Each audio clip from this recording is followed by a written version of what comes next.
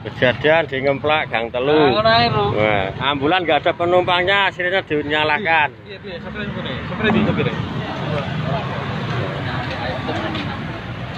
Iki ambulan ora ana penumpange, ora ana mayite ya duripna harus nyolak karo gol-golan iki. Nah, di Ngemplak Gang Telu.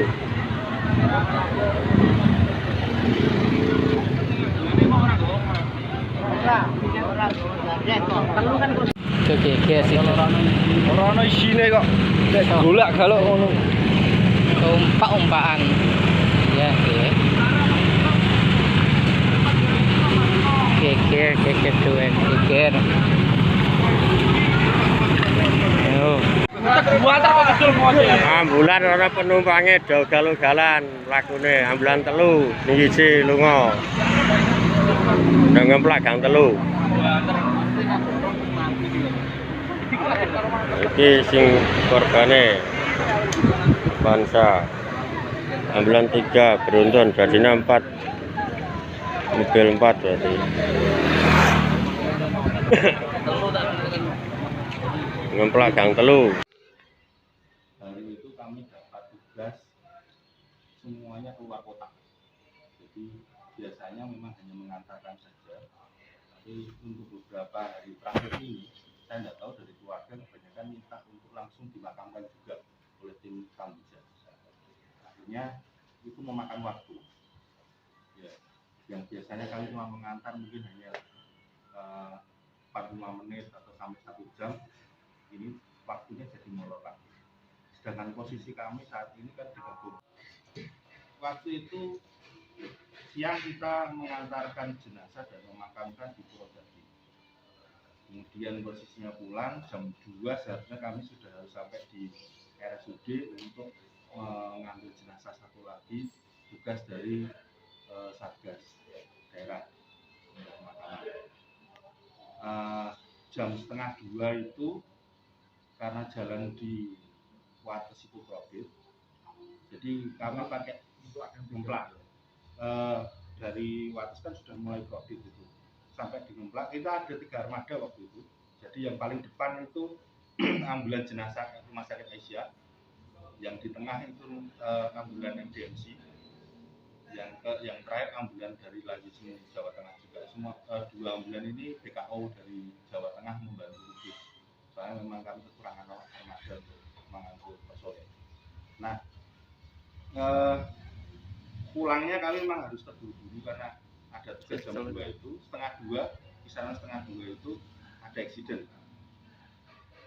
Di Ngemplak itu ada truk dam, dia pengen nyebrang tapi ragu-ragu, kemudian berhenti mendadak. Di belakang truk dam itu ada mobil Pajero, kemudian di belakang mobil Pajero ada mobil Innova. Karena truk damnya berhenti mendadak, akhirnya Pajero-nya juga berhenti mendadak, Innovanya juga berhenti mendadak. Nah, kami yang di belakang kaget juga, akhirnya nabrak. Jadi kalau dibilang ya kami korban juga gitu loh, karena mereka berhentinya mendadak. Kalau soal ugal-ugalan saya agak heran. Kami tidak keluar jalur, kami sesuai jalur marka. Kemudian speed kami juga tidak lebih dari 90.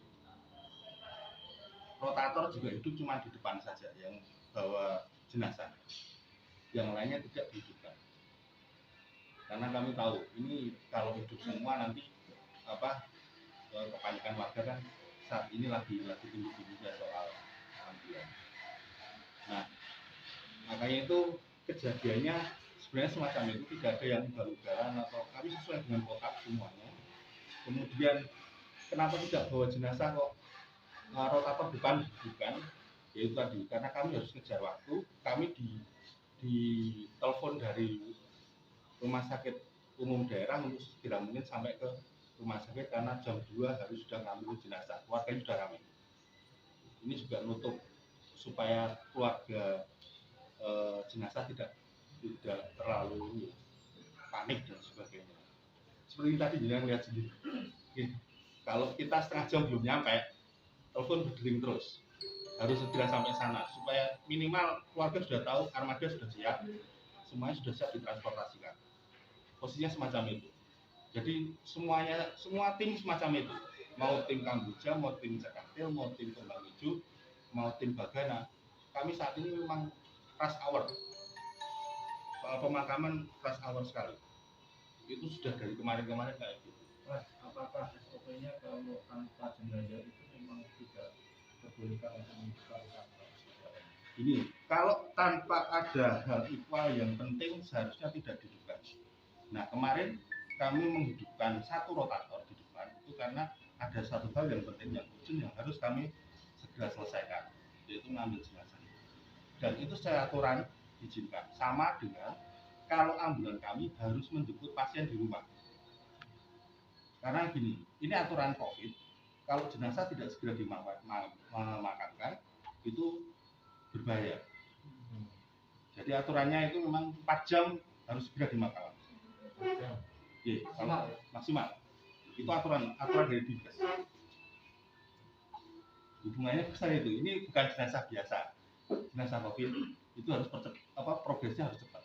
Mulai dari meninggal itu bagaimana ininya nanti dokter yang paling paham fase inangnya mati itu bagaimana, dan tekanan dari keluarga itu juga sangat tinggi. Kalau dengan lihat di bagian pemulasaran itu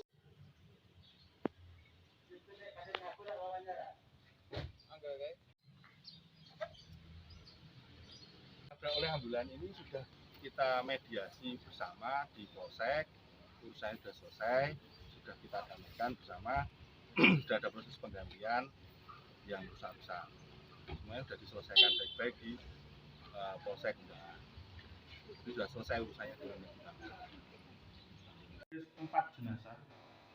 Sore sejauh jam 2 itu masih ada satu lagi. Itu yang kedua ya. Iya, Itu yang kedua dari bukan dari Purwodadi. dari Purwodadi. Dan 2 sebelumnya memang semuanya luar kota. Pertama Pati, Galiran, terus kemudian di Purwodadi itu, yang ketiga di sini malamnya luar kota lagi. Berarti itu tiga-tiganya kosong ya? Tiga-tiganya bukan kosong, ada personil pemakamannya. Enggak, maksudnya ada bawa pasien atau jenazah. Itu kan tim pemakaman, bukan pasien. Oh gitu, ya. Tim Ini pemakaman. pemakaman bukan pasien. Ya, ada jenazahnya. Ya. Ini tim pemakaman jenazah. Cuman mau jemput. Ya, karena memang harus percepatan proses untuk dijemput ya kita bukan satu di depan. Tapi walaupun kami bukan satu, kami juga kemudian ngebut akar-akar itu enggak. Saya tahu tim saya bagaimana cara menguji. Jenazah itu ada sesak napas, shock, mungkin kena ini ya, setir ya. Nah itu kemudian karena itu kita pindahkan ke ambulan paling belakang. Ada satu dokter di situ yang menangani. Nah kemudian keputusan dokter yang menangani ini harus segera dibawa ke rumah sakit. Makanya kita cepat larikan daripada ada apa-apa. Itu berarti sopir ambulan yang pertama. Sopir ambulan yang paling Yang belakang. depan ya. Yang nabrak Innova itu berarti. Betul. Jadi bukan melarikan diri. Itu kita kalau nggak kita nggak segera merujuk, ya kalau ada apa-apa kami tanggung jawab juga. Nah, ini soal kesehatan orang juga. Jadi bukan melarikan diri, itu kita merujuk ke sini ke rumah sakit. Ya, habis dari sini kemudian kemarin CT scan ya. Kita bawa CT scan ke RSUD karena mual-mual. Contohnya yang pesan apa sih bawa ambulan atau temannya akan dibawa ke temannya yang tidak terlibat kecelakaan itu. Yang gimana mas? Yang tadi kan katanya ada yang pesan nafas itu. Artinya tetap dia yang megang atau Udah, orang lain yang megang. Jadi setelah selesai ada setelah class itu kita bawa ke polsek, kita minta ada penyelesaian di polsek, kemudian setelah itu dibawa teman-teman yang lain. Itu iring-iringan itu ya Pak? Gimana? Itu iring-iringan selesai dari pemakaman Pak? Sekali lagi Pak? Ya, itu iring-iringan selesai dari pemakaman. Tapi karena memang posisinya kami harus menjemput jenazah lagi, ya kemudian speednya bukan cepat tidak, tapi memang agak badat dikit. Tapi enggak kemudian ugal-ugalan enggak. jalan undangan tahu sendiri lah gimana caranya ugal-ugalan. Terus rusak, kecil, sempit. Gimana caranya ugal-ugalan? Enggak nalar sama sekali caranya ugal-ugalan di situ. Oh, kali cilik liwat kono ora tau ugal-ugalan, Mas. Gak iso. Galane ari masalah untuk himbauan untuk warga yang yang masalah ini sudah kami konsultasikan dengan pihak kepolisian juga. Ini secara hukum juga tidak ada pelanggaran. Tolong jangan ditambah-tambahi, jangan kemudian digoreng atau bagaimana lah ini. Kasusnya sudah selesai semua, pihak yang ditabrak juga sudah diganti rugi dan selesai. Yang lain juga tolong tidak perlu tambah-tambah kasus yang lain. Ya, ditutup saja yang nge-share berita yang tidak benar, nggak usah di take down aja semua. Kamu aku ya gendanan.